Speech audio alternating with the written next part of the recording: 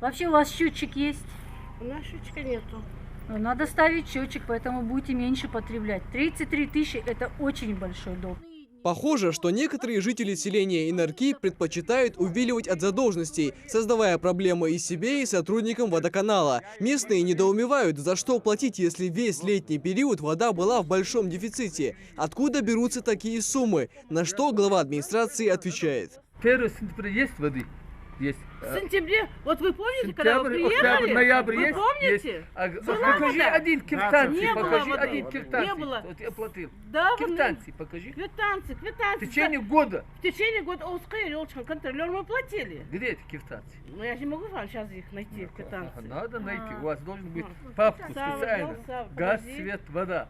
Ежемесячная оплата, как известно, высчитывается из норматива в зависимости от того, сколько человек зарегистрированы по одному адресу. Но в то же время можно и даже нужно установить водный счетчик. Он обойдется в 500 рублей, но зато сэкономит семейный бюджет. Еще один способ своевременно сдавать справку о составе семьи. 8? Нет. 8? Да я знаю. Видите, так, хайсаса, сентябрь,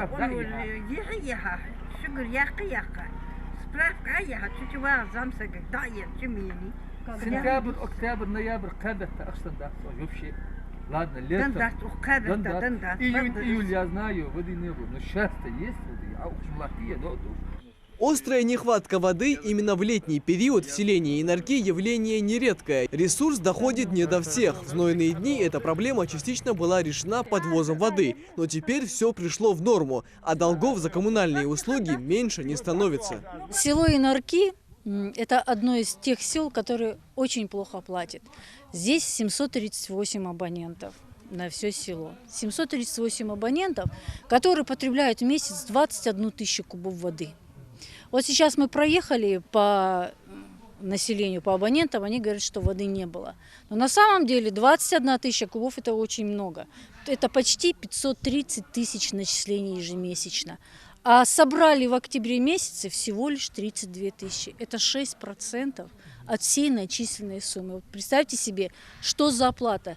Многие люди не думают о своих коммунальных задолженностях, годами копят большие суммы, а затем удивляются, когда контролеры приходят на дом с требованием погасить долг. А ведь эти средства идут в том числе и на зарплаты работникам, устраняющим днем и ночью порывы водопроводов. Самое и обидное и для нас, и для населения то, что мы вынуждены будем обращаться в суды.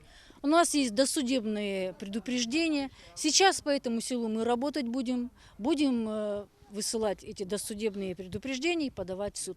И человек уже не сможет отказаться от этой суммы. Меры, конечно, серьезные, но иначе никак, уверены контролеры. На этот раз жители частично погасили свой долг, но коммунальные услуги нужно оплачивать регулярно и в полном объеме. В будущем это позволит избежать круглые суммы в платежном листе и решит другие спорные вопросы. Михаил Тангиев, Магомед Дидигов, Новости 24.